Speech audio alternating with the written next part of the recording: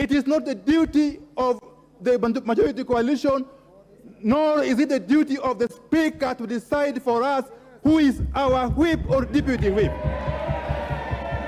And that message must go home clear and loud, Mr. Speaker. Mr. Speaker, it is now a month. It's now a month since I did write to you. Since I did write to you, it's now a month. And therefore, that delay definitely means that our side is incapacitated.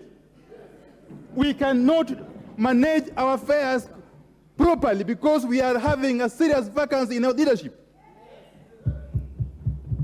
I want to implore you, Mr. Speaker, that it is also your duty to ensure that this House runs smoothly and that this House, there is order at all times. It is also our duty as leaders of the House, from both sides, that this House runs in a manner that upholds its integrity and credibility.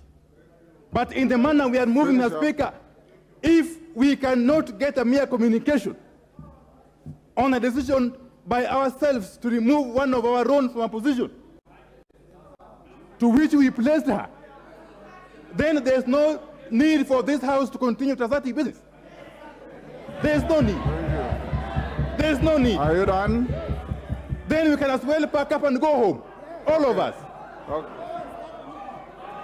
Yeah. You're finished.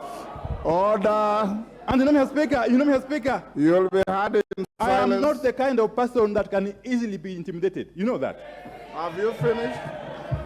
I can never be intimidated by any person. Never.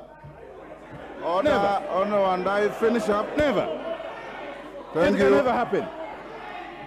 And therefore, I want to say this, that Mr. Speaker, kindly